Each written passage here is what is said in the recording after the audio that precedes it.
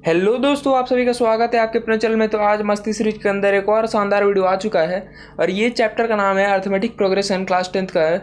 बहुत ही ईजी और बहुत ही शानदार चैप्टर है ये। आपको बहुत ही मजा आने वाला है। इस चैप्टर में कुछ ज़्यादा खास है नहीं। अगर एक बार इसका कॉन्सेप्ट आप समझ गए तो सिर्फ इसमें फार्मूला है जो कि आपको समझना पड़ेगा। तो ज़्यादा हार्ड चैप्टर है नहीं, बहुत ही ईजी होने वाला है और बहुत ही छोटा वीडियो भी होने वाला है। आपको सारा कॉन्सेप्ट समझ में आ जाएगा इस वीडियो में, तो जरूर अंत तक बने रहे, आपको बहुत ही मजा आने वाला है। तो चलिए बिना टाइम वेस्ट करते हुए शुरू किया जाए।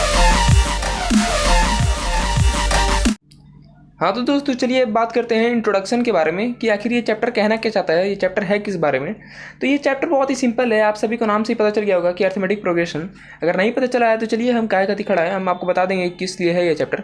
और ये बहुत ईजी चैप्टर है क्योंकि ये चैप्टर आप लोग के लिए नया है, क्योंकि 10th में ये नया चैप्टर आया है। जैसे कि क्वाड्रेटिक इक्वेशन, लीनियर पेयर, ये सब आप पहले से ही पढ़ते आ रहे हैं, पर ये नया चैप्टर है। और अर्थमेटिक प्रोग्रेशन होता क्या है, ये एक सीक्वेंस की बात करता है। एक सीक्वेंस आप पहले समझिए, जो हम बोले ये वर्ड सीक्वेंस, ये क्या होता है। चलिए सीक्वेंस के बारे में समझते हैं। देखिए सीक्वेंस क्या होता है ना, सीक्वेंस कोई भी नंबर होता है, अगर वो फिक्स्ड और या फिर बोल सकते हैं डेफिनेट ऑर्डर में अगर वो अरेंज है तो उसी को हम लोग सीक्वेंस बोलते हैं। जैसे कि देखिए सीक्वेंस बहुत ही सिंपल सा वर्ड है। इसको अगर सीक्वेंस को आप समझ गए ना तो आगे जाके आप बहुत ही अच्छी तरीके से सब पूरा कॉन्सेप्ट समझिएगा। जैसे कि हम सीक्वेंस लिखते हैं, सीक्वेंस क्या होता है, देखिए कोई भी अगर बोल सकते हैं कि डेफिनेट ऑर्डर, कोई भी नंबर अगर इस डेफिनेट ऑर्डर में है ना, नंबर सब बोल सकते हैं डेफिनेट ऑर्डर में होना चाहिए कोई भी नंबर, ठीक है। तो जैसे कि हम एग्जांपल लेते हैं, एग्जांपल इसका आएगा जैसे कि देखिए यहाँ पे एग्जांपल बहुत ही सिंपल हम ले सकते हैं। जैसे कि 2 ले सकते हैं, 4 ले सकते हैं, 6 ले सकते हैं, 8 ले सकते हैं, या फिर कोई और दूसरा भी ले सकते हैं। चलिए दूसरा एग्जांपल लेते हैं कोई। इसमें लोग लेते हैं 1 ले लेते हैं, 3 ले लेते हैं, 5 ले लेते हैं, 7 ले लेते हैं, फिर से 9 ले लेते हैं, ठीक है। तो ये सब क्या है, ये सब एक सीक्वेंस में है। कैसे सीक्वेंस में आपको पता चला, क्योंकि देखिए इसके दोनों के बीच का डिफरेंस, सीक्वेंस अगर आपको समझना है तो सबसे पहले उसके बीच का डिफरेंस समझना पड़ेगा कि उस नंबर के बीच में डिफरेंस है क्या। देखिए सीक्वेंस कैसे पता चला कि ये दोनों एक सीक्वेंस में है और डेफिनेट ऑर्डर में, यानी फिक्स्ड ऑर्डर बोल सकते हैं। तो देखिए जैसे इन दोनों के बीच का डिफरेंस देखिए, जैसे कि इसको हम लेते हैं, चलिए इसको अच्छे से समझते हैं यहाँ पे, ठीक है। कोई नंबर है जैसे कि इसको लेते हैं, चलिए 1 3 5 7 9, चलिए ये नंबर है। इसको हम लोग ए ले लेते हैं, इसको ले लेते हैं A1, इसको ले लेते हैं A2, इसको ले लेते हैं A3, इसको ले लेते हैं A4, ठीक है।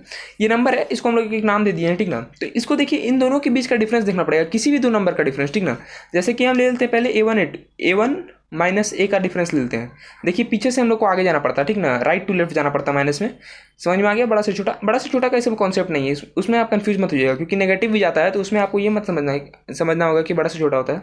इसमें आपको सिर्फ इतना समझना है कि राइट टू लेफ्ट जाना है, ठीक है। तो A1 माइनस ए करते हैं, तो A1 माइनस ए कीजिए तो 3 माइनस 1 कितना आएगा यहाँ पे, देखिए तो यहाँ पे आया 2, ठीक है। अब बात करते हैं यहाँ वाला, देखिए मान लीजिए यहाँ वाला 2 आ गया, ठीक है। तो अब यहाँ का देखते हैं, A4 माइनस A3 करके देखते हैं।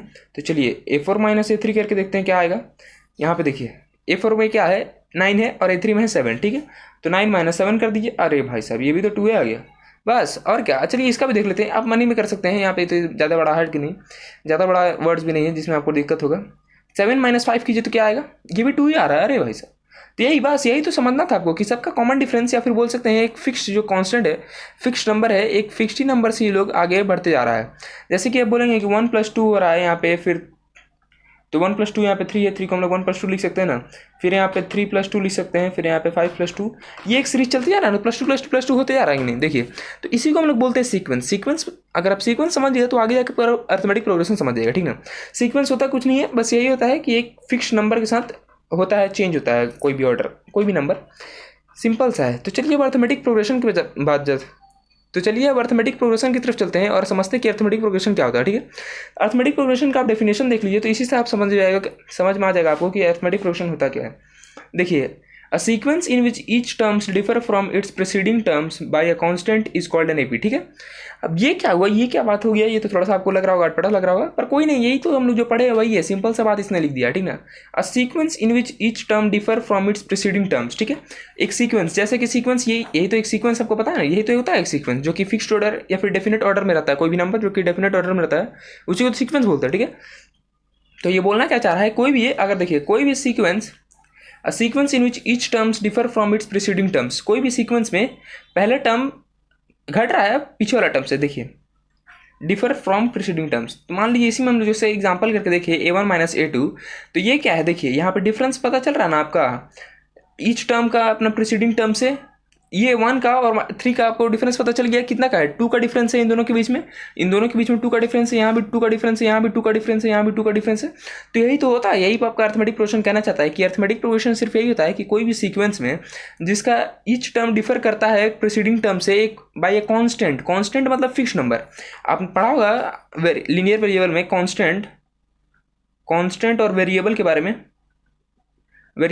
तो वहाँ से आपको समझ में आ गया कांस्टेंट मतलब क्या होता है, एक फिक्स्ड नंबर। तो ये फिक्स्ड नंबर से डिफर करना चाहिए, या फिर बोल सकते हैं कि अंतर, एक फिक्स्ड नंबर का अंतर रहना चाहिए किसी भी दो प्रीसीडिंग टर्म में। ठीक है, बहुत ही सिंपल वर्ड में समझा रहा है ये, देखिए बहुत ही अच्छी तरीके से समझिएगा। कोई भी एक सीक्वेंस में मान लीजिए जैसे 2 लिख देते हैं, 2 लिख देते, चलिए 5 लिख देते हैं, फिर से 8 लिख देते हैं, 11 लिख देते हैं। ठीक है, इसमें कितना का डिफरेंस है, 3 का डिफरेंस है। ठीक है, यहाँ पे देखिए, यहाँ पे इन दोनों के बीच का 3 है, इन दोनों के बीच में भी 3 है, इन दोनों के बीच में भी 3 है। ठीक है, तो यहाँ पे समझने की कोशिश कीजिएगा कि ये अर्थमेटिक प्रोग्रेशन क्या होता है। ये बोलना चाह रहा है कि कोई भी सीक्वेंस में, ये एक सीक्वेंस है तो कोई भी सीक्वेंस में उनके ईच टर्म का, ये ईच टर्म इनके, देखिए इसको क्या बोलते हैं, इसको हम लोग बोलते हैं टर्म।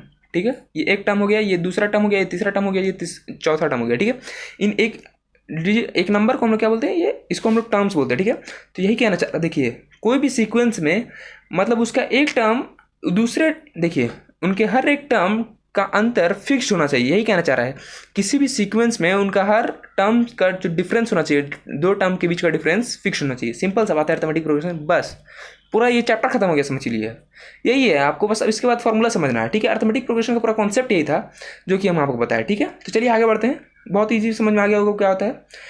अर्थमेटिक सीरीज की बात करते हैं। देखिए अर्थमेटिक सीरीज कुछ नहीं है, अर्थमेटिक सीरीज क्या होता है ना, देखिए by adding the terms of an AP we get a corresponding arithmetic series. ठीक है, यहाँ पे क्या होता है, देखिए जैसे कि यहाँ पे आप इसी को लेते हैं, नहीं तो इसको ले लेते हैं, चलिए 2 + 5 + 8 + 11। ठीक है, आगे जाते जाएगा डॉट डॉट, ये यही हो गया अर्थमेटिक सीरीज। ठीक है, अर्थमेटिक सीरीज यही तो है, सिंपल सा। अर्थमेटिक सीरीज में क्या होता है, ऐड, बस ऐड का साइन लगा देते हैं। ठीक है, तो यही अर्थमेटिक सीरीज बन गया। ठीक है, समझ में आ गया आपको, सिंपल सा अर्थमेटिक सीरीज। अब बात करते हैं general term of an AP. General term of an AP आपको थोड़ा समझना पड़ेगा कि ये क्या कहना चाहता है। जनरल टर्म आपका ज़्यादा कुछ हार्ड है नहीं, बस आपको समझना है कि आखिर होता क्या है। ठीक है, इसको समझाने के लिए, मतलब जनरल टर्म्स को समझाने के लिए कोई सीक्वेंस ले लेते हैं, जैसे कि 1 3 ले लेते हैं, 1 3 5 7 9 ले लेते हैं। ठीक है, और इसमें फाइनाइट और इनफाइनाइट भी होता है सीक्वेंस। देखिए ये फाइनाइट है, अब इसी में डॉट डॉट लगा दिए तो ये वाला इनफाइनाइट हो गया। ठीक है, ये सिंपल सा कॉन्सेप्ट है। ठीक है, इसमें ज़्यादा कुछ डीप नहीं जाएंगे, तो ये इतना हो गया। ठीक है, तो अब इसका हम लोग बात करते हैं, इसको भी इनफाइनाइट ही लेते हैं, इसको डॉट डॉट आगे बढ़ाते हैं। ठीक है, अब इसमें हम लोग बात करते हैं कि देखिए इसमें टर्म्स की आप समझिए कि कौन कौन किसको किसको क्या बोलते हैं हम लोग। ठीक है ना, ये समझिए कि अर्थमेटिक प्रोग्रेशन में आगे आप फॉर्मूला पढ़िएगा तो उसके लिए आप समझिए कि क्या क्या किसको बोलते हैं। ठीक है, तो ये जो फर्स्ट लेटर होगा, first term of an sequence होगा, उसको हम लोग क्या बोलते हैं, इसको फर्स्ट टर्म ही बोलते हैं। इसको हम लोग ए से डिनोट करते हैं और इसको बोलते क्या है, फर्स्ट टर्म बोलते हैं। ठीक है, जो first term of a sequence, मतलब पहला जो डिजिट होगा, बोल सकते हैं नंबर होगा, उसको हम लोग क्या बोलते हैं, फर्स्ट टर्म, कोई भी सीक्वेंस का। ठीक है, इसी से आगे आपको फॉर्मूला भी बनेगा। और इन दोनों के बीच का जो डिफरेंस, किसी भी दो प्रीसीडिंग टर्म्स का जो डिफरेंस रहेगा, उसको हम लोग क्या बोलते हैं, कॉमन डिफरेंस बोलते हैं। जैसे कि इनके बीच का डिफरेंस क्या है, 2 है, इनके बीच का क्या है, 2 है, इन दोनों सब के बीच का 2 ही 2 है, हम लोग पढ़े थे ऊपर, तो इसी को बोलते हैं हम लोग कॉमन डिफरेंस। ठीक है, कॉमन डिफरेंस, इसको दिखाते कैसे हैं, डिनोट कैसे करते हैं, डी से करते हैं। ठीक है, डी से डिनोट करते हैं कॉमन डिफरेंस को, बहुत ही सिंपल सा बात है, सिर्फ यही आप समझिएगा ना। तो एक होता है एन एस टर्म, तो एन एस टर्म हम लोग आगे पढ़ेंगे, ए एन एस से डिनोट करते हैं उसको हम लोग आगे पढ़ेंगे, उसके बाद नहीं करेंगे। यहाँ पे आप इतना समझिए कि हम लोग जनरल टर्म पढ़े, तो जनरल टर्म में हम लोग क्या समझना है, सिर्फ ध्यान में रखिए, एक फर्स्ट टर्म होता है और एक कॉमन डिफरेंस होता है। ठीक है, तब चलिए इसी दो नाम से, इसी दो मतलब टर्म से हम लोग आगे इसका एक जनरल टर्म निकालने की कोशिश करते हैं, जो कि है अर्थमेटिक प्रोग्रेशन का। तो चलिए लिख देते हैं इसी को हम लोग 1 3 5 7 9 लिख देते हैं। ठीक है, आगे 11 भी जा सकता है। ठीक है, अब यही इसी का हम लोग टर्म्स निकालेंगे, जनरल टर्म आखिर कैसे अर्थमेटिक प्रोग्रेशन का लिखिएगा। तो इसको हम लोग क्या बताते हैं, नाम से लिखते जाएंगे। ठीक ना, इसको फर्स्ट टर्म को हम लोग क्या लिखेंगे, फर्स्ट टर्म को तो फर्स्ट टर्म लिखेंगे तो ए लिखेंगे, क्योंकि फर्स्ट टर्म हम लोग क्या बोलते हैं, फर्स्ट टर्म को हम लोग ए से डिनोट करते हैं, जो कि पहला टर्म रहता है सीक्वेंस का, तो उसको हम लोग यहाँ पे ए ही लिख दिए, ए = 1 भी लिख सकते हैं, पर हम लोग अभी ए लिख देते हैं इसको। ठीक है, सेकंड टर्म की बात हो रहा है, यहाँ पे सेकंड लिख दीजिए। ठीक है, ये फर्स्ट था। ठीक है, ये सेकंड टर्म की बात करते हैं, तो सेकंड टर्म कैसे लिखिएगा, देखिए सेकंड टर्म ए का तो ए आया, ए मतलब 1 आ गया। अब यहाँ पे 3 कैसे लाइएगा, तो हम जैसे यहाँ पे देखिए, ये वाला मैं आपको समझाया था अच्छी तरीके से कि 1 + 2 आ रहा है यहाँ पे, फिर 3 + 2 आ रहा है, 5 + 2 आ रहा है, 2 आते जा रहा है। ठीक है, तो 2 छूटता नहीं है कहीं, तो वही यही यहाँ भी वही समझना है कि अगर आपको 3 लाना है तो इसमें क्या कॉमन डिफरेंस को ऐड करना पड़ेगा, तभी आपका 3 आएगा। तो ए है आपका 1 और उसमें आप प्लस कीजिएगा कॉमन डिफरेंस जो कि 2 है, इन दोनों के बीच का कॉमन डिफरेंस। कॉमन डिफरेंस कैसे निकला, 3 - 2, या फिर बोल सकते हैं A1 - A1 माइनस ए आप कीजिएगा, ऐसे लिख देते हैं, A1 माइनस ए कीजिएगा यानी 3 माइनस 1 कीजिएगा तो 2 आएगा आपका। यहाँ पे जो आपको करके दिखाए थे ऊपर, यहाँ पे जो करके दिखाए थे, ठीक है। यही कॉमन डिफरेंस इसका 2 आ गया, यहाँ पे 2 लिख दीजिए कॉमन डिफरेंस। कॉमन डिफरेंस 2 है तो ए में से अगर 1 में से 2 ऐड कीजिएगा तभी 3 आएगा, तो यही इसका सेकंड टर्म आ जाएगा ए प्लस डी। मतलब जो फर्स्ट टर्म है उसमें आप कॉमन डिफरेंस को जोड़ दीजिए तो आपका सेकंड टर्म आ जाएगा, ठीक है। थर्ड टर्म की बात करते हैं तो ये क्या आएगा, देखिए ए तो ए फिक्स्ड रहेगा। अब इसी में आपको करना पड़ेगा 2D करना पड़ेगा। देखिए 1 में अब क्या जोड़िएगा तो 5 आएगा, 4 जोड़िएगा तभी ना 5 आएगा, तो यहाँ पे 2D करना पड़ेगा। इसी में अगर देखिए यहाँ पे एक 2 है और यहाँ पे इन दोनों के बीच का डिफरेंस 2 है, तो इन दोनों को सम कर दीजिएगा तो यहाँ पे 4 आ जाएगा। तो 4 कैसे लिखिएगा, यहाँ पे डी का वैल्यू तो 2 है ही पहले से, उसमें 2 जोड़ दी मल्टीप्लाई कर दीजिएगा तो 2 × 2 4, ठीक है, सिंपल सा है। ऐसे ही आपका इन्फिनाइट चलते जाएगा। यहाँ पे 4D अगर बात कीजिएगा तो फोर्थ टर्म बात कीजिएगा तो ए प्लस 3D, ऐसे ही करते करते यहाँ पे फिफ्थ टर्म हो जाएगा, यहाँ पे ए प्लस 4D। यहाँ पे ये अच्छा ये सीक्वेंस आपको कुछ समझ में आ रहा है, देखिए तो इन दोनों को देखिए, इसी में आपको समझ आएगा। चलिए इसको भी देख लीजिए। थर्ड टर्म में यहाँ पे 2D आ रहा है, ठीक है, फोर्थ टर्म में यहाँ पे 3D आ रहा है, फिफ्थ टर्म में यहाँ पे 4D आ रहा है, तो यहाँ से कुछ सीक्वेंस आपको समझ में आ गया। हाँ, तो ये सीक्वेंस ही है जो कि आपको समझना पड़ेगा। ये समझिए यहाँ पे एक माइनस तो आ रहा है, आप समझ में आ रहा है ना। यहाँ पे फिफ्थ टर्म की बात करें तो यहाँ पे 4D लिखा रहा है, यहाँ पे फोर्थ टर्म की बात करें तो यहाँ पे 3D लिखा रहा है। तो ये आप समझिएगा क्यों लिखा रहा है।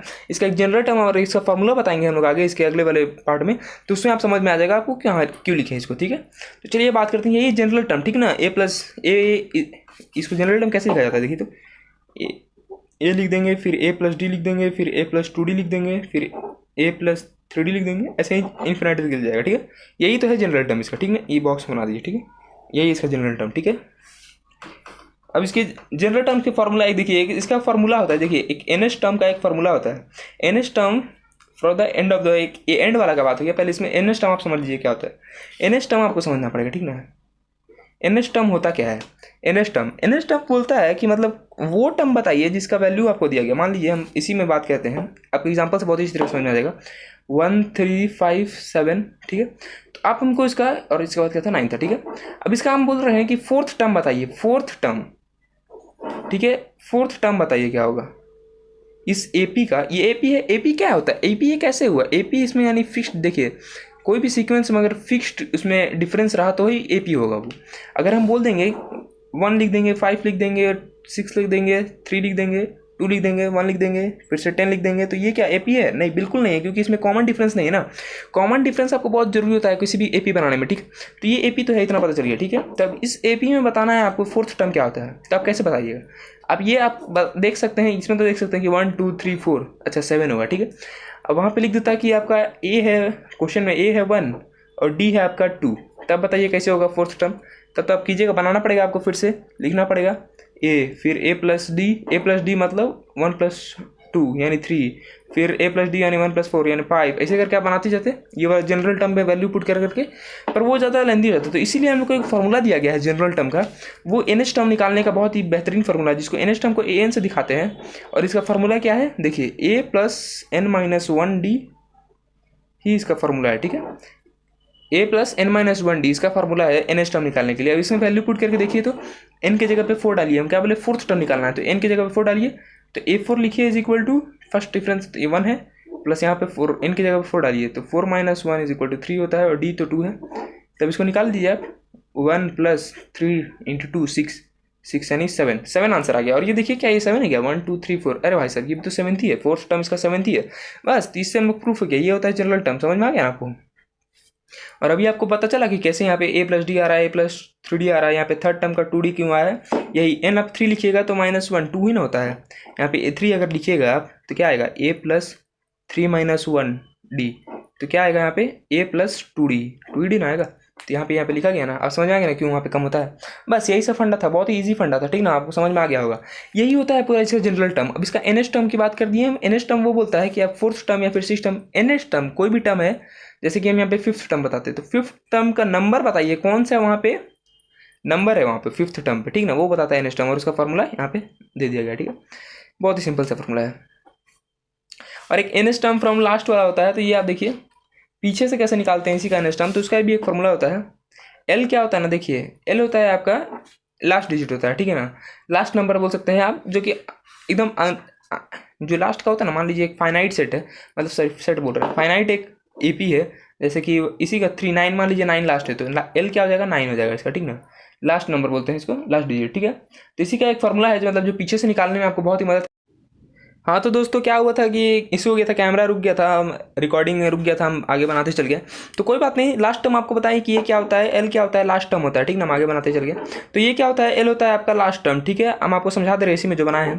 तो इसी में अगर आपको बोल दिया गया कि पीछे से आप एन टर्म निकालिए तो उसका यही फॉर्मूला लिख लीजिएगा। देखिए l minus n minus 1 d ये होता है पीछे से निकालने का फॉर्मूला एन टर्म, ठीक ना। आपको बोल दिया जाए कि देखिए जैसे कि यहाँ पे दे दिया गया था, यहाँ पे 2 4 6 8, ठीक है ना, आपको बोल दिया जाएगा कि पीछे से आप थर्ड टर्म निकालिए पीछे से, तो ये आपको निकालना पड़ेगा, ठीक ना। तो यही निकालने का तरीका यहाँ पे ये फॉर्मूला देता है, ठीक है, बहुत ही सिंपल है। और इसके बाद हम आगे बात किए थे यहाँ पे अर्थमेटिक मीन के बारे में, जो कि बहुत ही हलवा टॉपिक है। देखिए ये क्या करता है, अर्थमेटिक मीन क्या कहता है कि आपको दो टर्म के बीच में, या फिर बोल सकते हैं दो टर्म के बीच का जो डिजिट रहता है वो निकालने में मदद करता है अर्थमेटिक मीन। तो जो भी दो डिजिट रहता है उसको हम लोग ए और बी ले लेते हैं, ठीक ना, और उसके बीच का डिजिट कैसे निकलता है उसको हाफ कर देते हैं, सिंपल से। तो यहाँ पे एग्जांपल हम लिए थे आपको समझाने के लिए 1 3 5 7, तो इसका 7 3 और 7 के बीच का हम लोग निकाल रहे थे, ठीक ना। तो ए को ले लिए 3 और 7 को ले लिए थे बी, तो 3 + 7 10 होता है 1/2। और यहाँ पे हम लोग क्या किए थे, देखिए 10/2 किए थे तो 5 आंसर आ गया था, और यही अर्थमेटिक मीन होता है। सिंपल सा बात है, इतना ही सारा बात हुआ था। तो यही था सिंपल सा अर्थमेटिक मीन, इसमें ज़्यादा आपको सोचना भी नहीं है। तो आगे हम लोग बात करते हैं, आगे जो टॉपिक है उसके बाद देखिए sum of terms of an AP, sum of n terms of an AP, n terms of an AP. देखिए सम ऑफ एन टर्म्स क्या कहता है कि मतलब आपको जोड़ना है। देखिए इसमें भी आप अगर ये वाला सम समझ जाएगा ना तो उसके बाद सिर्फ फार्मूला आपको रटना है, ठीक ना। तो आपको समझा देते क्या होता है। देखिए सम ऑफ एपी क्या होता है, n term of an AP, मतलब देखिए अगर हमको मिल रहा है, हमको पैसा मिल रहा है कहीं से, ठीक ना, आपको मिल रहा है 10 रुपये मिल रहा है, अगले दिन 20 रुपये मिल रहा है, अगले दिन 30 रुपये मिल रहा है, ठीक ना, हर दिन बढ़ते जा रहा है। तो आप बोलिए कि 30 महीना के बाद कितना हुआ, आपके पॉकेट में कितना पैसा रहा 30 महीना के बाद। मान लीजिए आपका एपी है 10 है, फिर आपका 20 है, फिर आपका 30 है, 40 है, ऐसे ही करते करते आपको 30 दिन तक मिला, ठीक ना, 30 दिन तक, 3 डेज, मतलब 1 महीना हो गया। 1 महीना तक मिलता रहा, तो बताइए आप पूरा जोड़ के कितना पैसा आपके पॉकेट में है उसके बाद 30 दिन के बाद, ठीक ना, पहले दिन से लेके। तब इसी को निकालने का सिंपल सा एक फार्मूला दे दिया गया है, उसके बाद ज़्यादा कुछ है नहीं।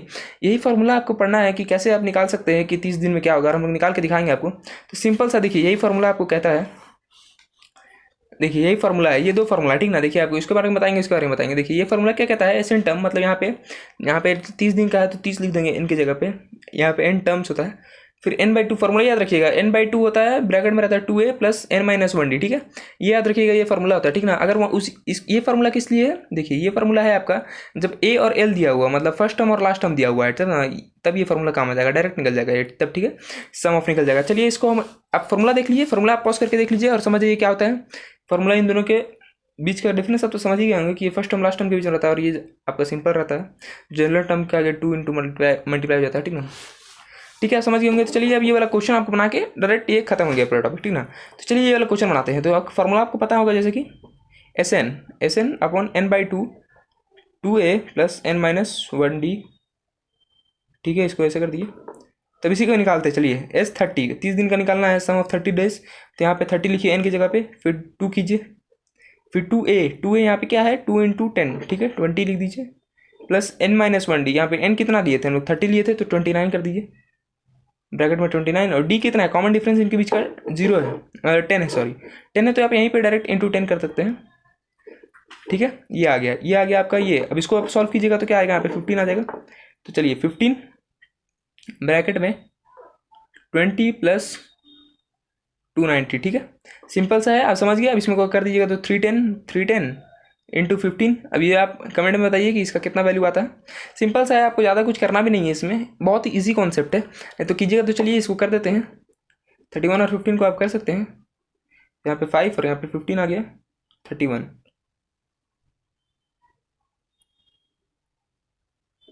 क्या ये 465 आ रहा है, देख के बताइए, 4650,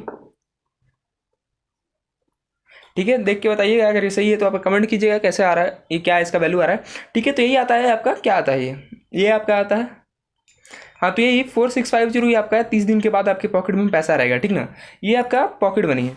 हाँ, तो ये आपका जो पैसा बचा है यही आएगा आपका आखिरी का, जो 30 दिन के बाद इतना आपके पास पैसा आएगा, अगर 10-10 रुपया बढ़ते जाएगा हर दिन, तो ठीक ना, 30 दिन तक। ये सिंपल सा बात है।